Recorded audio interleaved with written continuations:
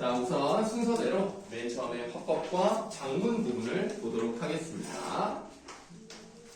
네, 문제는 그렇게 어렵지 않았다고 생각합니다. 뭐 이번에 숙제로 나간 부분이 별로 어렵지 않다고 생각을 해요.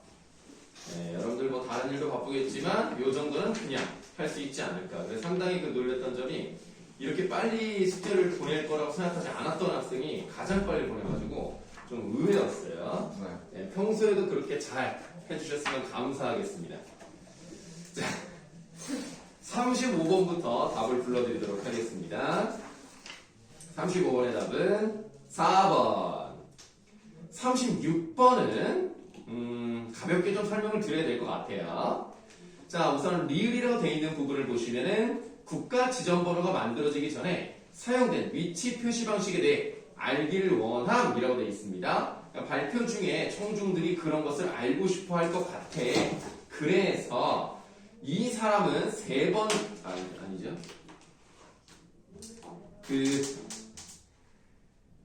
네 번째 문단에서 네 번째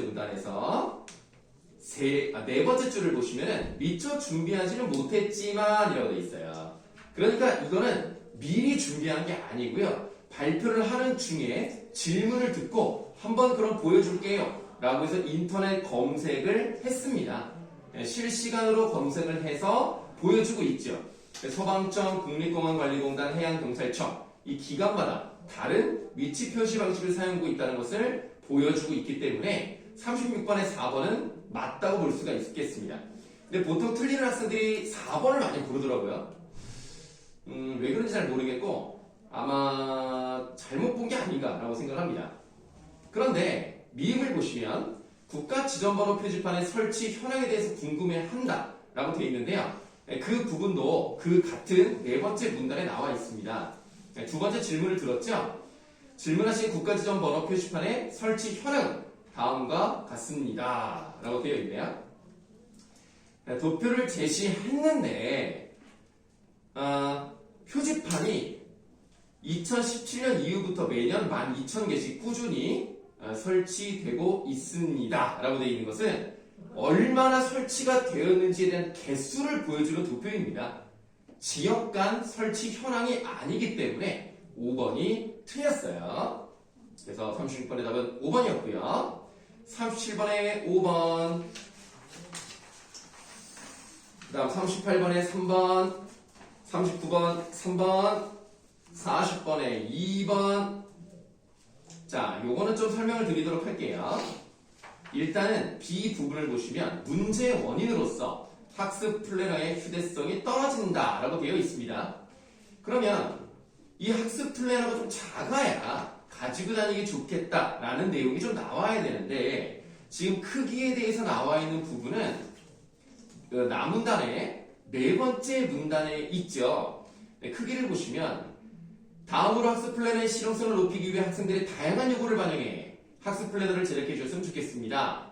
설문조사 결과에 따르면 학습 플래너의 크기를 다양화하자는 의견과 이런 말이 나왔어요.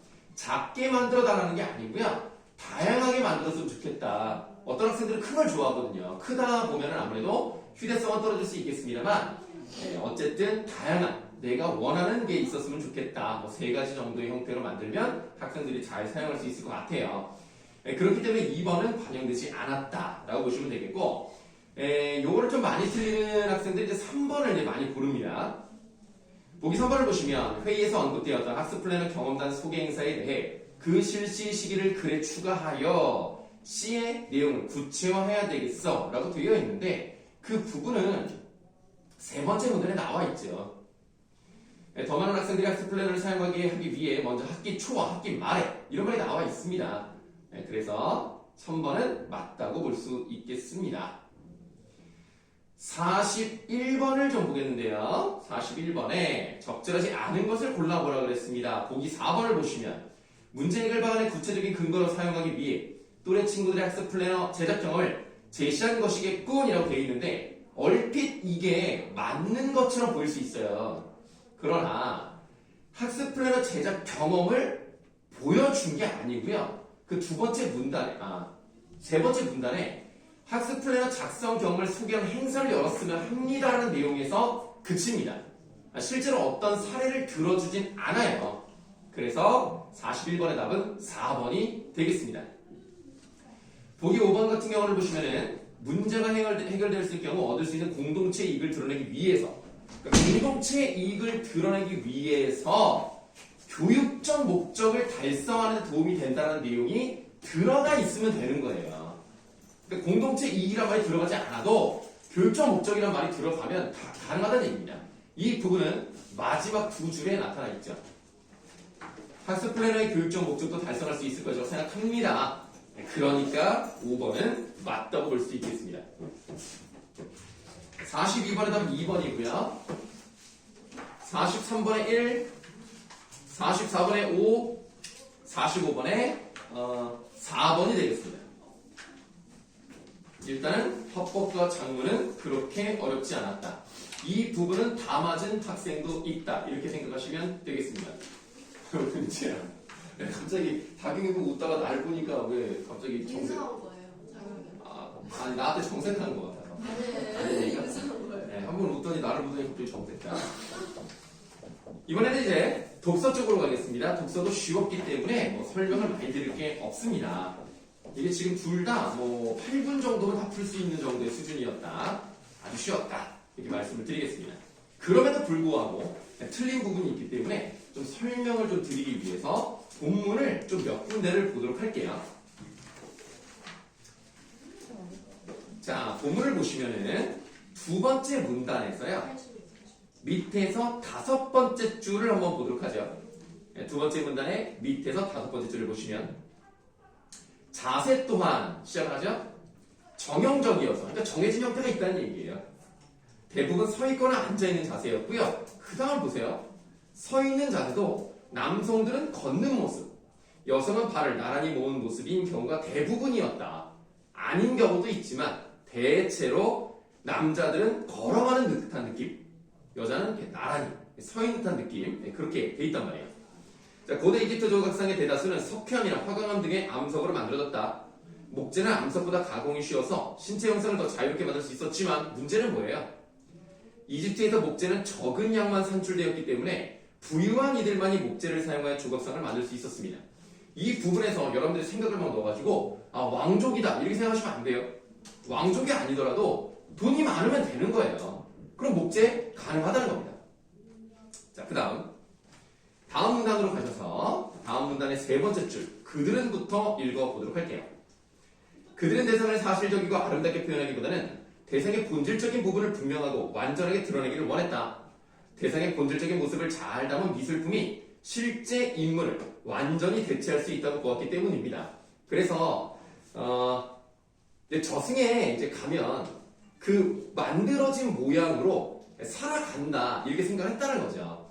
그래서 어떤 미술품을 만들든 그 사람의 모양을 만들든 그림을 그리든 조각을 하든 뭐든지 간에 그 사람의 몸이 완전하게 보존이 돼야 된다라고 생각을 했다는 거예요. 그러니까 이상하게 보이는 정면법이라는 걸 사용을 합니다. 그러니까 우리가 이제 다리를 보여주기 위해서는 일단 다리를 걷는 모습을 딱 이렇게 보여줘야, 이렇게 딱 보여줘야 걷는 것 같고, 몸이 이렇게 돼 있으면 몸이 이쪽 팔이 가려지면 팔이 없이 살아갈 수 있잖아요. 그럼 팔을 이렇게 해야 돼요. 그냥 몸도 이렇게 해야 되겠죠. 이렇게 이런 식으로 서 있단 말이에요. 항상 좀 이상하죠. 네, 그러나 이런 것들은 이제 이 사람들의 내세에 관련된 그런 믿음이 있었기 때문에 정면법을 사용을 했습니다. 그래서 기억 부분을 보시면 고대 이집트인들은 그들이 본 것을 그린 게 아니라 머릿속으로 알고 있던 것을 그렸다 이렇게 말을 하는 거죠. 좋아요. 이렇게 한번 읽어봤고요. 자, 그러면 3번 문제로 가시겠습니다. 이 문제가 총 5개인데요. 많이 틀리는 문제는 역시 3번입니다. 3번 말고는 거의 틀리지 않아요. 3번을 보세요. A는 부조입니다. 벽에 새긴 느낌이죠. B는 조각입니다. 근데 A는 정면법을 사용했다는 게 특징이죠. B는 목재예요. 그러니까 목재이기 때문에 부유한 사람이 만들었겠구나 라는 생각을 해볼 수가 있겠습니다. 근데 밑에 설명은 잘 나와 있지 않습니다만 어서오세요. 그 B 부분에서 걷고 있는 모습이잖아요. 그러니까 일반적인 남성의 모습을 잘 드러내었다. 이렇게 보시면 되겠습니다. 네, 물론 지금 옷도 보시면 물론 남자라는 것을 추정해 볼 수 있겠습니다만 그거는 중요하지 않습니다. 문제를 풀 때 걷는 모습을 하고 있다는 게 중요하다는 거예요. 자, 그러면 보기 3번을 보세요. A에서 인물의 어깨는 정면으로 나와 있는 걸 볼 수가 있고요. 발은 측면으로 나타냈습니다. 그 왜 그렇다고요? 이 미술품이 실제 대상을 대체한다는 생각과 관련이 있었기 때문이겠지요. 3번의 답은 3번이 되겠습니다. 자, 보기 4번 보세요. 목재로 만들어진 것을 보니 조각상은 왕의 모습을 나타냈다. 아니라고요. 네, 아닙니다. 그냥 부유한 사람이에요. 그 다음에 5번을 보는 사람도 있어요. 비와 같은 시기에 만들어진 조각상들은 성별과 관계없이 모두 비와 유사한 자세라고 되어 있는데 걷고 있는 모양이기 때문에 대체로 남성에 관련된 그런 조각입니다. 그래서 성별과 관련 없이라는 말이 잘못되었다 이렇게 보시면 돼요. 여성은 발을 모으고 있었습니다. 네, 나머지들은 지금 잘하셨어요. 네, 그래서 이것만 설명하면 끝. 자, 다음 인문예술 6번으로 가시겠습니다. 요것도 이제 본문을 좀 간단하게 보고 설명을 드리도록 하는데 지금까지 다 맞은 학생들도 있죠, 지금? 자, 이번에도 잘 넘어갈 수 있을지 한번 보도록 하겠습니다. 이게 지금 생각보다 많이 틀렸어요. 자, 일단은 뭐 본문 부분을 잠깐 볼 건데 본문 부분이 뭐 그렇게 대단하게 막 많이 볼 건 아닙니다. 첫 번째 문단부터 한번 살살 읽어볼게요. 스타벅스 갔다 왔네, 그러고 보니까. 병원 바로 밑에 있어서. 스타벅스가 이 지역에는 없잖아요. 에? 있어요. 어디에 있죠? 버거킹 아세요? 스타벅스 없어지지 않았어? 있어요. 그래? 그 롯데마트 옆에? 난 없어진 줄 알았네. 알겠습니다. 자, 그러면 첫 번째 문단을 한번 보시면 작품을 전시회에 출품하는 게 아니라 잡지에 기고하는 화가들이 있습니다. 기고를 했다는 건 뭐예요? 일단 글을 썼다는 거야. 굉장히 독특하죠? 우리가 미술이라고 하면 그림을 그리든지 조각을 하든지 뭔가 입체적인 모양이 나오든지 캔버스에 있든지 해야 되는데 잡지에 기고를 한다? 이게 칼럼인가? 희한하네. 자, 개념미술가라고 불리는 이들이 그들이다. 개념미술이란 말을 처음 사용한 사람은 헨리 플리트인데 그는 개념미술이 언어와 아주 밀접한 관계가 있다는 점을 들어 개념미술을 언어를 재료로 하는 미술 형식이라고 말했습니다. 이와 같이 개념미술에서는 작품이 지닌 물질성이 중요하지 않습니다. 쉽게 말하면 형태가 중요하지 않아요. 머릿속에 구상되어 있는 것 자체가 예술이다 라고 생각을 하는 기본 개념을 잘 갖고 있으면 되겠습니다. 자, 그 다음에 뭐 그냥 쭉 넘어가시다가 네 번째 문단을 볼게요. 네 번째 문단에서 네 번째 줄 이 전시회를부터 읽어볼게요. 이 전시회를 찾은 관객들은 작품을 보는 게 아니고요. 파일을 넘겨가면서 읽어야 했어요. 이렇게 작업 구상을 담은 종이, 작업 스케치, 작품에 대한 설명을 담은 송장 등이 예술이 될 때 미술은 문학에 가까워진다라고 했습니다. 그럼 지금 이거는 뭐라고 표현할 수 있는 거예요? 미술이 문학에 가까워지니까 미술의 문학화 이런 식으로 설명을 해볼 수가 있는 거죠. 미술이 문학이 되는 거예요. 문학에 가깝게. 문학이 미술이 되는 게 아니고요. 그거를 좀 잘 알고 계셨어야 되고요. 그 다음 계속 읽어보겠습니다. 솔 루잇에 따르면 개념미술에서는 생각이나 관념이 작품의 가장 중요한 측면이 된다. 예술가가 예술의 개념적 형식을 사용한다는 것은 곧 모든 계획과 결정이 미리 만들어지고 실행은 요식행위가 된다. 실제로 솔 루잇은 그의 작품 벽드로잉의 실행을 고용된 인부들에게 위탁했습니다. 그러니까 이것도 굉장히 독특합니다. 우리는 일반적으로 작가 자신이 스스로 만들어야 작품이라고 인정을 하죠.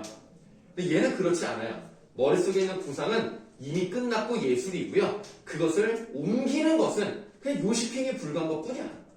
그냥 하는 것뿐이지 결국 그 작품은 자기의 예술성이 나타나 있는 거예요. 그러니까 뭐 적절한 예일지 모르겠습니다만 할머니께서 손이 좀 이렇게 불편하시고 눈이 안 좋으셔가지고 그 손자를 불러서 불러주는 대로 글을 써라 이렇게 하는 거랑 좀 비슷한 느낌이라고 할까요? 그러면 그 손자가 자신의 생각을 쓰는 게 아니잖아요. 그런 비슷한 거라고 생각하시면 되겠습니다.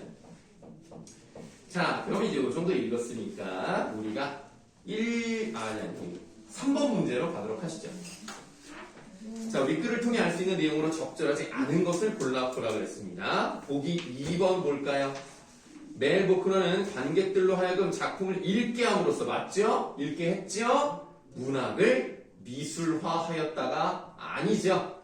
미술을 문학화하였다. 그래서 2번이 답이 되는 겁니다. 자, 보기 3번. 해겔은 정신성과 물질성이 적절하게 조화될 때 예술이 정점에 도달한다고 보았다라는 건데요. 해겔에 대해서는 어디 있더라? 어디 갔지? 해겔아. 여기 있네요. 세 번째 문단 중반쯤에 있으니까 찾아서 보시면 되겠습니다. 2번에 나와 있고요. 보기 4번을 아니죠? 그것만 설명드리면 되겠군요. 그래서 3번의 답은 2번이 되겠습니다. 4번을 보세요. 자, 무슨 온가와라의 작품이 하나 나와 있습니다. 선생님이 설명한 부분, 불라불라 가다. 5번째 줄에 그는부터 읽어보시면, 그는 이 작품에서 재료가 지닌 물질적 의미를 드러내기보다는, 그렇죠? 물질성은 중요하지 않습니다. 뭐를 드러낸다? 시간을 둘러싼 인간의 욕망과 한계 등 인간이 시간을 수용하는 방식에 대한 물음을 던지고 있다면 물질적인 면보다는 정신적인 면 쪽에 중점을 두고 있다는 것을 확인해 볼 수가 있겠죠. 그래서 일단 3번은 답이 아닙니다. 보기 4번 보시겠습니다. 작가가 작품에 그날의 날짜를 그려 넣기로 한 생각도 완성된 산물 못지않은 작품이라고 할 수 있겠죠. 개념 미술 가니까 생각도 미술 작품입니다. 4번도 답이 아니고요. 5번을 볼까요? 작가는 생을 마칠 때까지 이 작업을 계속함으로써, 이거는 위에 나와 있는 대로니까 상관이 없고, 작가가 직접 실행하는 작품만이, 요게 잘못됐죠. 개념 미술은 아까도 말씀드렸지만 인부들이 대신해도 상관이 없어요.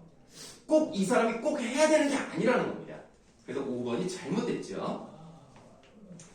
5번 문제로 가시겠습니다. 적절하게 짝지은 것은, 이거 그냥 한번 쭉 읽어보죠.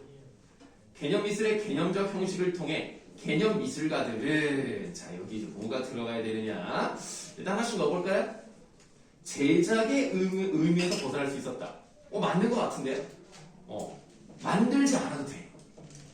혹시 전시라고 해볼까? 전시의 의무에서 벗어날 수 있었고, 요건 좀 아닌 것 같아요. 왜냐면 전시를 했거든요. 그러니까 꼭 전시의 의무에 벗어날 수 있다, 이렇게 말하기 좀 어렵네요. 그 다음에 비물질성을 지닌 생각이나 관념들이 예술이라는 점을 통해 작품은 재료의 감옥에서 해방되었으며, 그렇죠? 꼭 어떤 물질로 만들어야 되는 것이 아니니까 재료의 감옥에서 해방되었다. 그리고 C 부분, 감상의 관례에서 벗어났다. 답은 2번입니다. 나머지 부분은 다 맞추셨어요. 자, 지금까지도 다 맞은 사람이 있습니다. 훌륭합니다. 자, 이제 문학에서까지도 다 맞을 수 있나 한번 보도록 하죠. 자, 우리는 지금 이제 문법을 해야 되기 때문에 이 현대시 부분을 하나하나 다 해석하지는 않겠습니다. 그럼에도 불구하고 좀 몇 군데를 설명을 드려야 되니까요. 우리 현대시 3강에서 이육서의 황혼 부분을 좀 간단하게 좀 보도록 할게요. 이게 지금 딱 일제강점기와 관련된 그런 작품 2개가 나와 있습니다. 이육서는 대표적인 저항시인이라고 볼 수가 있겠고요. 윤동주는 결은 좀 다르지만 또 다른 의미에서 저항시인이라고 보시면 되겠습니다. 이육서는 좀 대륙적이고 좀 강해요. 윤동주는 좀 조곤조곤하고 차분하죠. 느낌이 다르긴 한데, 사실 선생님이 생각할 때는 이육서 작품은요, 광야라든가 그 다음에 절정이라든가, 이건 진짜 무지막지하게 너무너무 잘 썼습니다. 거의 이거는 내가 평가를 한다는 게 좀 부끄러울 수도 있겠습니다만, 이거는 진짜 손댈 데가 없다고 보시면 되는데, 이 황혼이라는 작품은 좀 손댈 데가 있어요. 내가 볼 때는 조금 잘 쓴 시는 아닌 것 같아요. 좀 그냥 아무래도 이런저런 작품을 이제 내야 되다 보니까 이것까지 들어온 것 같은데, 어쨌든 조금 이상하긴 합니다. 잘 쓰지는 못했어요. 뭐 어쨌든 간에 맨 처음에 제목도 황혼이고 1연부터 황혼을 맞아들이노니라는 말이 나와 있습니다. 그러니까 황혼이라는 것은 일단 긍정적인 대상이라고 생각하시면 돼요. 그리고 두 번째 문단에도 보시면 이런 말이 나와요. 네 품 안에 안긴 모든 것에 나의 입술을 보내게 해다오. 사동 표현이 사용됐죠. 그랬으면 좋겠다는 겁니다. 그러니까 너가 허락을 해준다면 나 그랬으면 좋겠어 라는 소망을 보이고 있는 거죠. 그럼 여기서 이제 입술을 보내게 해달라는 건 무슨 의미입니까? 그 모든 것에 대한 애정이 있다는 얘기라고 생각을 하시면 돼요. 그리고 세 번째 문단에서 다른 거 다 필요 없고 수인이란 말이 나와 있습니다. 이 숫자가 뭐예요? 수인의 수라는 게 한자를 딱 보니까 뭐야? 약간 야만 아, 야만이요? 그런 거 아니야? 야만. 하하 야만. 아니, 한자를 보시면 사람 인이 이렇게 갇혀 있잖아요. 그래서 이게 죄수할 때 그 숫자예요. 재수? 갇혀 있는 겁니다. 재수? 죄수. 범죄자들. 그런데 이 당시의 수인은 어떤 사람을 의미할 수도 있겠습니까? 독립운동가를 의미할 수도 있는 거예요. 그러니까 이 사람들은 의지가지가 없고, 그러니까 의지할 데가 없다는 뜻이야. 그들의 심정이 얼마나 떨고 있겠습니까? 그런 사람들에게도 나의 애정을 보내고 싶은 거야. 내 걱정, 내 마음을 보내고 싶은 거죠. 그리고 그 다음 문단에 아프리카 녹음 속 활쏘는 토인들이란 말이 나왔고요. 지구의 반쪽이란 말도 나왔습니다. 그러면 일단은 이 사람은 골방에만 있는 것이 아니라 생각의 확장을 해서 더 넓은 개방성을 띠고 있다. 이 부분이 뒤에 문제 나오죠? 그런 부분이 나타나 있는 거고요. 지금 여기서 아프리카 녹음이란 말이 왜 나왔을까에 대해서 좀 자연스럽게 해석되는 건 아니지만은 지구의 반쪽이라는 생각을 연결해 봤을 때 이 당시 제국주의와 제국주의의 피해를 입은 그런 두 개의 나라들이 있었다면 지구의 반쪽에 입술을 맡겨다오다는 얘기는 예를 들면 이제 조선과 같은 그런 피해 국에 대한 이야기를 하고 있는 것이 아니냐라고 이제 생각을 해봅니다. 자, 마지막 연을 보시면 내 5월의 골방이 아늑도하니 황혼아 내일도 또 저 푸른 커튼을 걷게 하겠지. 그러면 내일도 황혼을 맞이하고 싶어하는 내용이 나와 있다. 이렇게 생각하시면 되겠어요. 자, 일단은 각까지 읽었고요. 이거랑 관련해서 3번 문제를 한번 가볍게 보도록 하겠습니다. 적절하지 않은 것을 골라보라 그랬는데요. 일단 보기 1번. 가에서 네 품 안에 안긴 모든 것에 나의 입술을 보내는 것은 화자가 지향하는 삶의 모습을 보여준다. 이렇게 말할 수 있습니다. 그러니까 뭐 지향한다는 게 뭐 대단히 뭐 미래를 향해서 이렇게 생각할 필요 없고요. 그냥 내가 하고 싶은 거라고 생각하시면 돼요. 지금 하고 싶어 하잖아. 그럼 일단 1번의 앞부분은 맞다고 볼 수 있겠습니다. 그 다음에 보기 5번 볼까요? 가에서 푸른 커튼을 걷을 내일을 떠올리는 것은 미래에 대한 화자의 기대감. 이것도 막 대단히 의미를 부여할 필요 없어요. 내일은 미래인 거고요. 내일도 걷고 싶대요. 그러면 기대감을 나타내고 있다. 이렇게 볼 수 있겠죠? 1번하고 5번은 일단 앞부분까지는 다 맞았습니다. 자, 다시 이제 본문으로 돌아가셔서 윤동주의 쉽게 쓰여진 시를 이제 볼 텐데 이건 너무 유명하죠? 너무너무 유명한데 1, 2화는 그냥 제끼고 3회를 한번 보도록 하겠습니다. 땀내와 사랑내 포근히 풍긴 보내주신 학비 봉투를 받아 대학 노트를 끼고 늙은 교수의 강의를 들으러 간다라고 돼 있어요. 지금 이 사람은 현실적으로 망국인의 슬픔을 가지고 있는 사람인데 그럼에도 불구하고 자기는 자신의 미래를 위해서 그냥 대학을 다니고 있는 거야. 근데 대학을 다니는 게 치열하게 다니는 것도 아니고 편하게 다니고 있는 거야. 부모님이 보내주신 학비 가지고 그냥 학교 다니면서 앞으로 내가 어떻게 살아가야 되겠다. 그냥 내가 뭐 글 쓰면서 내 꿈을 키우며 살아야지. 그러니까 이런 것들이 뭐 잘못했다 이렇게 말할 수는 없겠지만 이 사람 입장에서는 굉장히 양심에 거리끼는 일이었던 거예요. 우리 민족은 이렇게 살기가 어렵고 인생은 어렵고 살기가 힘들어야 되는데 나는 너무 편하게 살고 있는 게 아닌가? 라는 생각을 한다는 거죠. 그래서 이 교수의 강의를 들으러 간다는 것은 올바른 이상적인 삶이 아니라 현실에 안주하는 삶이기 때문에 이 글에서는 부정적으로 나타나는 거예요. 그렇기 때문에 이 사람은 쉽게 시를 쓰는 것을 부끄럽게 생각을 하는 겁니다. 자, 리을 부분을 보시면 죄다 잃어버리고 라고 되어 있는데요. 이 어린 때 동무들을 정말 말 그대로 친구라고 해석할 수도 있겠습니다. 그런데 그 친구들이 예를 들면 죽었을 수도 있고요. 다른 나라로 떠났을 수도 있고요. 변절을 했을 수도 있겠죠. 그뿐만 아니라 상징적 의미로 본다면 이 동물을 어렸을 때 순수함이라고 해석할 수도 있다면 이 사람은 순수함을 잃어버리고 있구나 라고 볼 수도 있겠고, 그 다음 년에 나는 무엇을 바라? 나는 다만 홀로 친전하는 것일까? 이 사람이 이제 반성을 하기 시작을 하죠. 아, 나는 왜 이렇게 미를 향해서 나아가지 못하고 올바른 이상을 향해 가지 못하고 이렇게 가라앉는 것일까? 라는 생각을 하고 있다는 겁니다. 그래서 결국에는 이 사람 여러 가지 자기 성찰을 하고 자기 반성을 통해서 어떻게 살아가야 되는지를 느끼죠. 그래서 마지막에 뭐라고 되어 있습니까? 나는 나에게 작은 손을 내밀어 눈물과 위안으로 닿는 최초의 악수라고 되어 있습니다. 여기 나와 있는 첫 번째 나는 어떤 나라고 보시면 되겠다 그랬죠? 이상적 자라고 보시면 되겠고, 두 번째 나와 있는 나가 현실적 자라고 생각하시면 되겠습니다. 이상적 자가 현실적 자에게 손을 내밀어서 최초의 악수를 했다면 둘이 어떻게 된 거예요 이제? 화합을 하고 화해 또는 합일 이렇게 되었다. 그럼 이 사람은 앞으로 이상적 자에 맞게 살아가겠다 이거를 느끼면서 끝이 나죠. 정말 대단하십니다. 윤동주 씨 중에서 나는 이게 제일 잘 썼다고 생각을 해요. 자, 그러면 2번 문제로 가시죠. 2번 문제를 보시면 적절하지 않은 것을 골라보라 그랬습니다. 4번 보실까요? 어릴 때의 동물들이 남아있지 않음을 강조하며, 그렇죠, 죄다란 말이 나왔습니까? 과거와 달라진 삶에서 느껴진 상실감.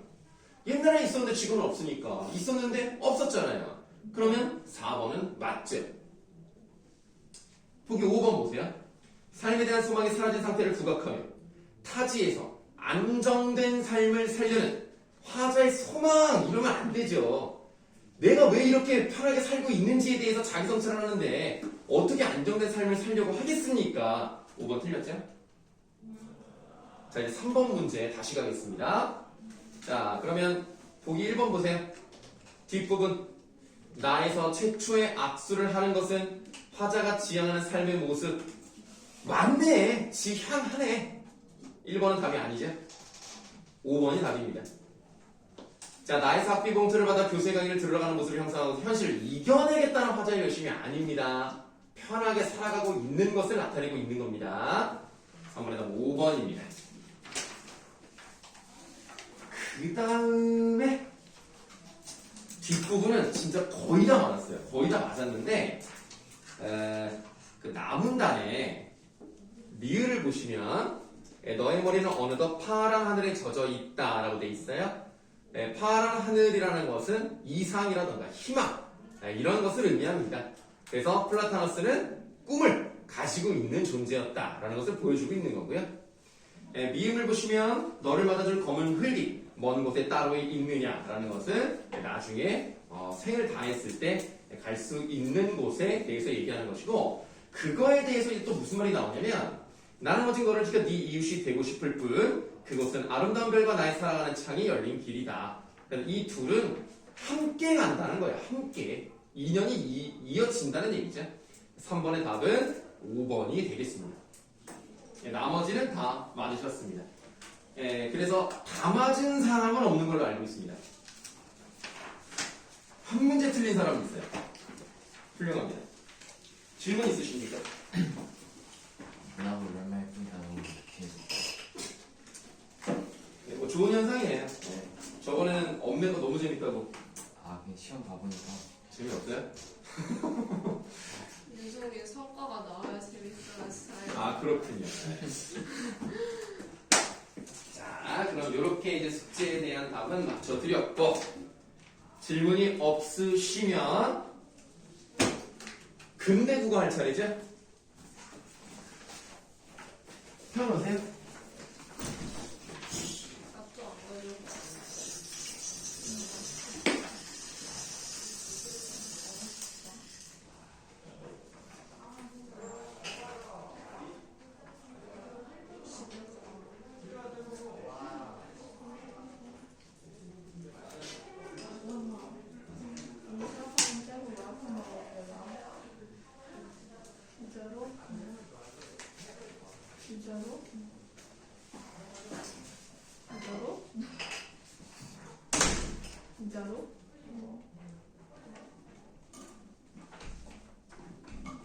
일단 찍지는 않았어.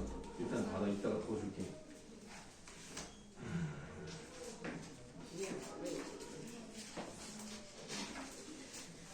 연습해 없죠? 어? 연습해 없어. 불러서 왜 도미라야? 도마가 아니가? 오미라 왜 도시락? 아 이게 도시락은 우리말이지. 나 어제 박기환님 마스크 입은 거 처음 봤어. 그래서 어떻게 됐어? 똑같이 생겼어 쌤들 다 나는 이제 학원에서 학생들을 가르치다 보면 마스크를 쓴 채로 만나잖아. 그럼 이제 내가 상상하는 얼굴이 있는데 그 얼굴하고 너무 다른 경우가 있어. 좀 되게 의외다. 그럼 딴 사람 같아. 그래서 진짜 한 번은 어떤 애가 처음 보는 애가 앉아있는 거야. 쟤 누구지? 했는데 마스크를 쓰니까 아이고 나 깜짝 놀라. 진짜 너무 상상한 거랑 다른 거야. 그랬다니까. 그 정도야.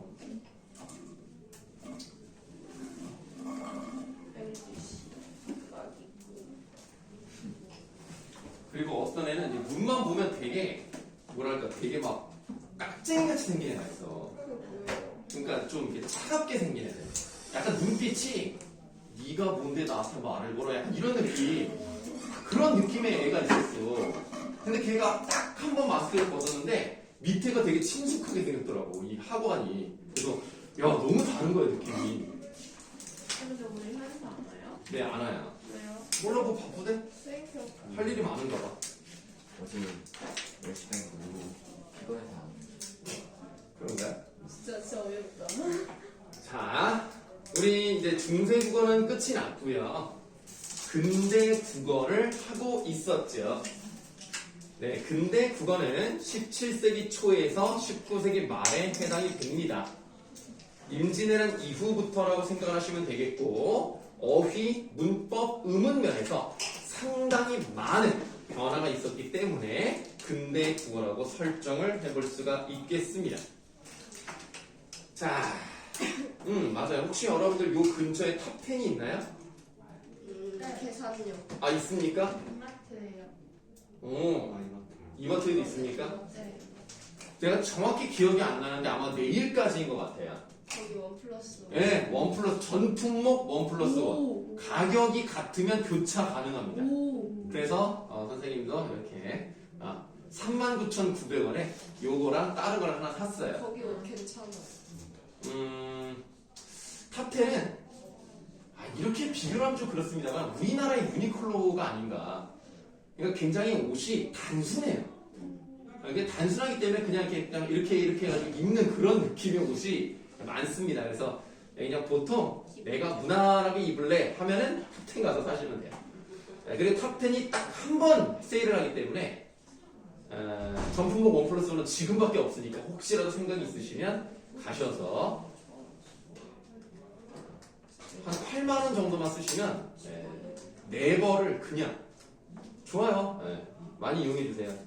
근데 거기 그 모델이 남주역인 게 나는 조금 마음에 안 들어. 왜요? 응? 남주역 별로던데 나. 약간 남주역이 그 이미지랑 남주역이 이거라고? 아니요 선생님이 왜 남주역은? 남주역 핫폭도 있었어.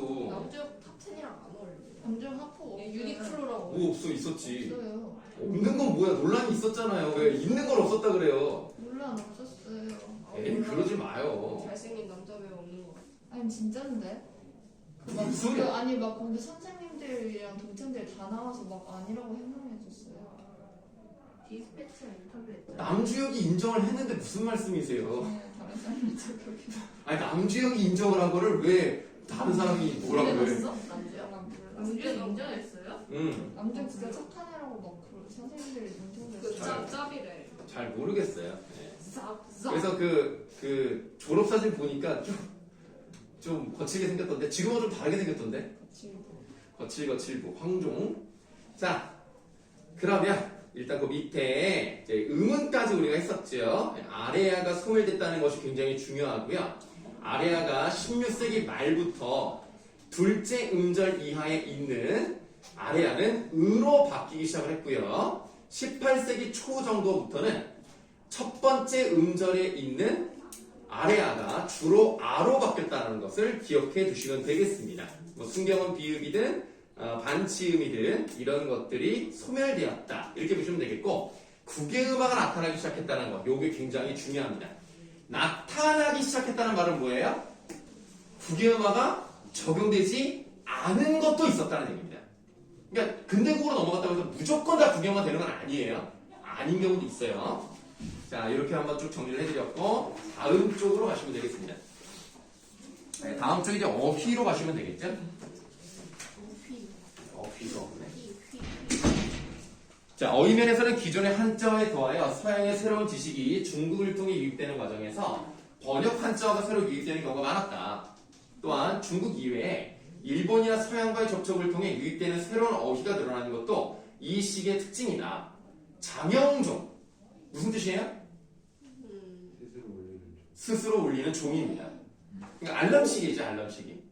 내가 저번에 이제 그 일요일 수업 때 얘기를 들었는데 그 룸에서도, 그러니까 니네 그 기숙 방에서도 장영종을 쓰는 학생이 있다고 그러던데. 맞아요. 그래서 막 이러면 뭐 어디 숨겨놓으면 애들이 일어날 수밖에 없대. 그럼 천리경은 뭡니까? 그러니까 지금의 망원경 같은 거죠. 네, 이런 것들이 바로 근대에 새로 들어온 한자어입니다. 자, 결과적으로 우리나라의 어휘체계는 고유어와 한자어의 두 계열에 더하여 일본과 서양의 외래어가 유입되어 증가하는 경향을 보이게 되었으며 이러한 양상은 현대까지 지속되고 있습니다. 네, 지금 외래어가 너무나 많이 들어와서요 한자어의 비중조차도 줄어들고 있는 실정입니다. 뭐 한자어가 줄어드는 것 자체는 뭐 상관이 없는데 외래어가 너무 많이 들어온다는 게 좀 문제예요. 그리고 여러분들은 한자어는 좀 많이 알아두시면 좋아요. 네. 예를 들면 심심한 사과 이런 거 알아두시는 게 좋습니다. 자, 다음 문법으로 가시겠습니다. 아, 이게 중요하게 나와 있네요. 심심한 사과가 뭐야? 심심한 사과의 뜻이 뭐죠? 되게 심심해하는 애플. Apple is bored. 실제로 모르는 건 아니에요. 아, 선생님. 그럼 농담하지 마세요. 진짜 같잖아요, 꼭. 그럼 뜻을 한번 말해볼 수 있을까요? 그냥 마음을 되게 많이 담았다 이런 식으로 뉘앙스로 이해. 예, 그 정도만 아시면 됩니다. 아, 무슨 심자인지 아세요? 모르죠. 두 개가 달라요. 마음심. 마음심. 마음심은 없어요. 몰라요. 그냥 첫 번째가 많이 진짜 미안하다고 소리인 줄 하더라고요. 심할 심이에요. 두 번째가 깊을 심입니다. 심하게 깊은 곳으로부터 나오는 사과예요. 아 진짜요? 진짜예요. 그 정확한 뜻도 알아야 되나? 아니, 몰라도 돼. 모르는 되는데 그냥 나는 가르쳐 주고 싶은 거야. 뭐죠, 갑자기 이거는? 정확한 뜻을 알게 되었어요. 예, 알겠습니다. 네. 자, 문법을 보시면 문법 변화의 가장 큰 특징 가운데 하나는 밑줄 하세요. 주격조사 가의 등장입니다. 여러분들 중세국어에서는 주격조사가 뭐가 있었죠? 이가 몇 가지 형태로 나타났었죠? 세 가지로 나타났습니다. 그럼 여기서 문제. 고대 국어에서는 주격조사가 있었을까요? 없었을까요? 없었을 것 같아. 있었습니다. 있어. 주격조사 뭐가 있었을까요? 이가 있었습니다. 네, 그냥 알아두세요. 고대 국어에도 이가 있었고요. 중세 국어에도 이가 있었고요. 다만 고대 때는 한자를 써서 이를 썼기 때문에 저 이자를 써요. 그래서 한번 써드렸을 거예요, 옛날에. 저 이자 이렇게.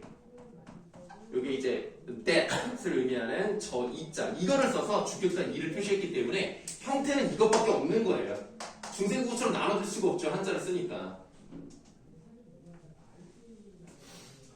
자, 가가 등장을 했습니다. 가가 등장했다는 게 되게 중요해요.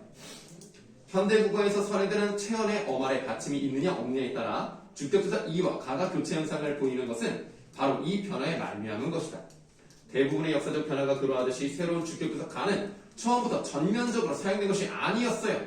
체언의 말음이 모음 이인 경우가 마치 일부 제한된 환경에서 나타나다가 그러니까 체언의 말음이 모음 이로 끝나면 원래 중세국어 때는 어떻게 했어요?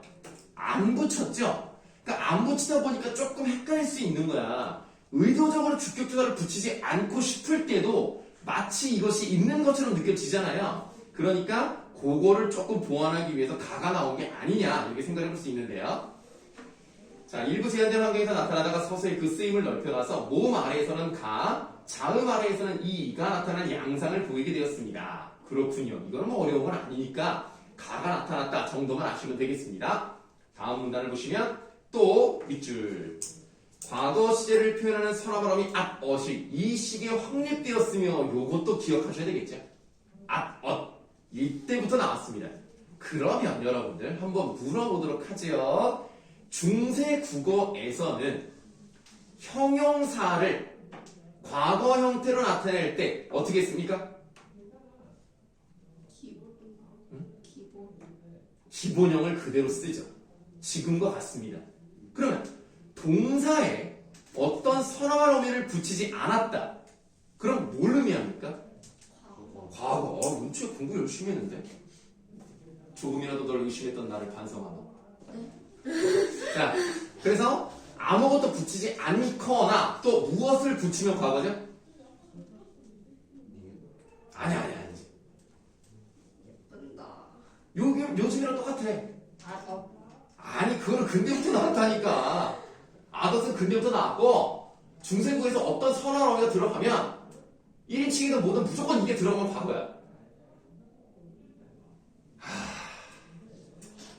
내가 뭐 체육대 했다 그랬나? 이번 주에 그냥 계속 놀았어요. 며칠 진짜 다 놀았어요. 이번 주에 아예 진도 나간 게 없어요? 하루 거의 그럼 아니, 국어에 관련해서 조금. 조금 어디? 중세? 고대 국어. 아 고대 아직도? 그럼 받은 프린트 없어요? 있기는 한데 안 갖고 왔다? 민채 꺼낸다. 아 이거 봐봐 민채 역시 모범생.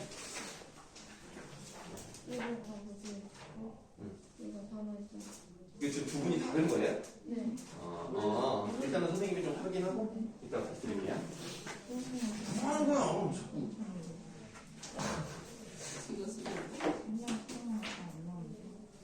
키움이 있나? 아 그래야 좋겠어요 진짜. 키움이 이기고 LG 1차전 키움이 이기고. 안우진은 뭘 쓰기 때문에 키움이 이길 수가 없어요. 뭘 했다고? 안우진? 아이고 오전 3선승인데 뭐 하루에도 한 번 정도는 지고 나머지는 이기고 있어요. 1차는 이기는 팀이 에이 역사는 바뀌는 거. 옛날에 SK도요 1, 2차전 연속 졌는데도 우승했어요. 한국 시리즈에서. 그런 경우가 없었거든요. 역사는 만들어지고요. 키움이 우승합니다. 자, 키움 우승하면 삭발할게요 진짜. 오늘은 일단 키움이 이겨요. 오늘은 이기고 LG는 좀 이제 봐야죠. 한국 시리즈 6차전 정도에서 4대 2로 이기고 4승 2패로 이길 겁니다. LG가 쓰글? 나는 7차전까지 가서 4대 3으로 쓰기 이길 것 같아요. 자, 보시겠습니다. 그래서 여러분들 중세국어에서는 동사에 덜을 붙이면 과거죠. 현대국어는 똑같잖아. 다만 현대국어에서는 1인칭에는 더가 붙지 않지만 중세는 그런 거 관계없이 덜을 붙일 수 있었다. 기억나실 거예요. 그러면 현재 시제를 나타내는 선어말 어미는 중세국어 때 뭐가 있었죠? 니은이 아닙니다. 는이 아니죠. 아레아르스는 나죠. 나. 네, 아레아스는 나. 아이 다 그냥 공부 안 해 그냥 이것도 그냥. 그래 아직 뭐 시험 많이 남았으니까 그래. 나중에 열심히 해. 그래도 미리 외워놓으면 나중에 편하잖아. 안 그러냐? 미리 좀 외워놔라. 자, 그 다음 읽어보겠습니다. 자, 앞시기에 객체 높이법이 사용됐단 말이에요. 중세국어 때 객체 높이 뭐 사용됐죠? 삽잡잡 사용됐죠? 하나만 물어볼게요. 삽을 쓰는 경우는 앞에 있는 그 어간이 어떤 받침으로 끝냈을 때? 가분수형. 오, 기억 잘하네. 그렇죠. 가분수형. 기억, 시옷, 히읗. 잘했어요. 그럼 더 이상 물어보지 않고 넘어가겠습니다. 자, 그래서 객체 높이에 사용되던 밑줄 하세요. 선어말 어미 삽은 상대 높임법을 나타내는 선어말 어미로의 변화를 보인다. 그렇군. 그러니까 이게 무슨 말이냐면 공손 선어말 어미라고 해서 이런 거 있죠. 저에게는 많은 재주가 있사오니 제 마음을 알아주시옵소서. 막 이런 거 있죠. 이런 게 바로 이 선어말 어미 삽에서 넘어온 것이다.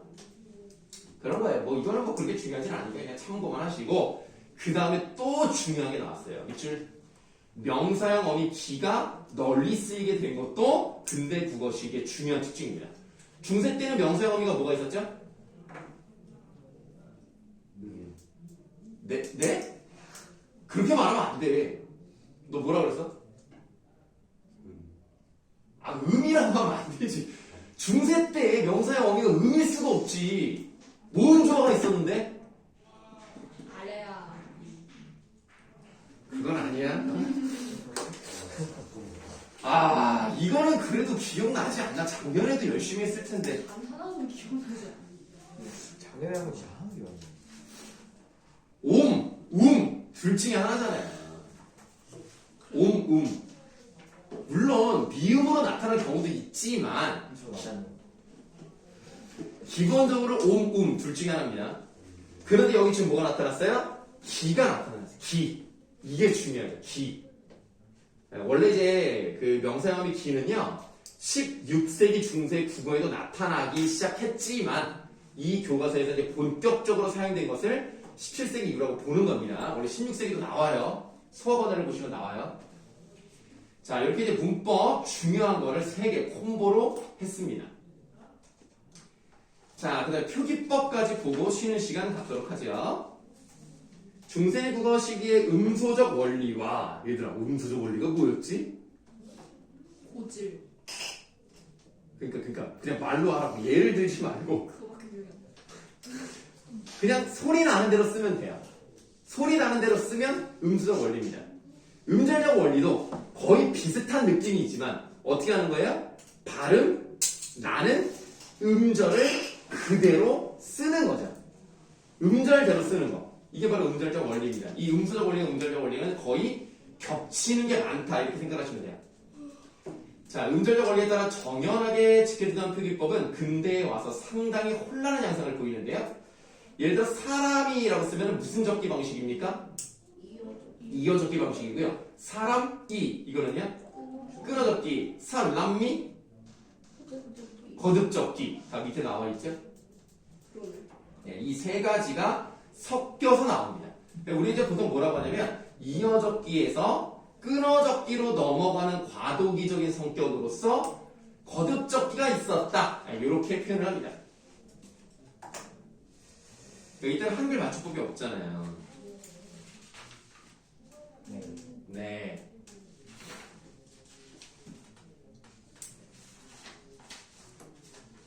그렇다면 쉬는 시간. 중시